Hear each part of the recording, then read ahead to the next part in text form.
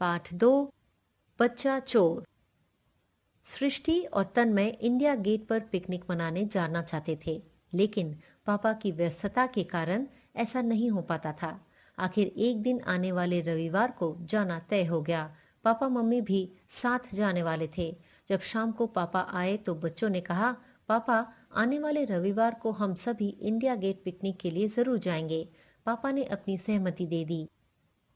ठीक है, रविवार को हम इंडिया गेट जाएंगे। मैंने अपने सहयोगी तिवारी जी से कह दिया है कि वे भी अपने परिवार के साथ वहीं पहुंच जाएं।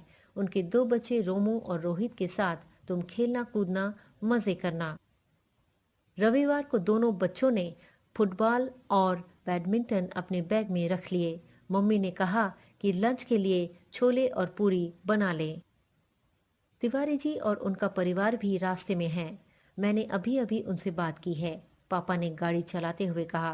पापा, गाड़ी तेज चलाइए ताकि हम जल्दी से जल्दी वहां पहुंच सकें। तन्मय और सृष्टि से कहा। रविवार की वजह से इंडिया गेट के पास वाले पार्क में बहुत भीड़ थी। राजपथ के किनारे बैलून वाले, खिलौने वाले अपना अपना सामान बेच रहे थे। कई बच्चे फुटबॉल और बैडमिंटन खेल रहे थे, तो कई दरी बिछाकर खा पी रहे थे। तिवारी जी ने एक जगह ढूंढ ली थी और इन लोगों का इंतजार कर रहे थे।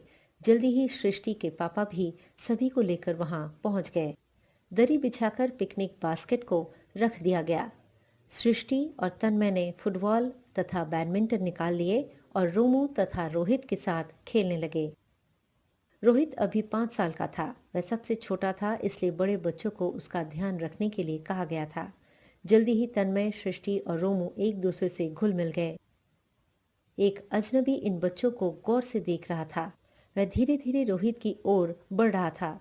पास पहुंचकर वह रोहित से बोला, क्या तुम बैलून से खेलना चाहते हो? मैं तुम्हारे साथ खेलूंगा। रोहित खुश होकर उसके साथ चलने लगा। सृष्टि खेलते हुए भी रोहित पर नजर रखे हुए थी, लेकिन खेलते हुए उसने जब रोहित की ओर देखा तो वह अपनी जगह पर नहीं था।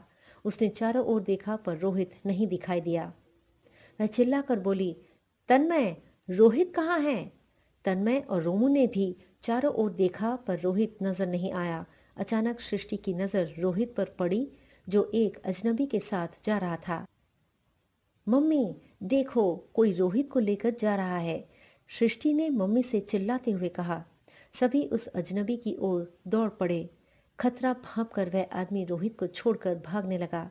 तिवारी जी चिल्लाए, रुको, चोर चोर, पकड़ो उसे, वह मेरे बच्चे को चुराने की कोशिश कर रहा था। भीड़ उस आदमी की ओर दौड़ पड़ी और उसे भागने से पहले पकड़ लिया। दोनों परिवारों के लोग भी वहां पहुंच गए। रोहित अपनी मम्मी की गोद में चढ़ गया। वह आदमी बच्चा चोर था।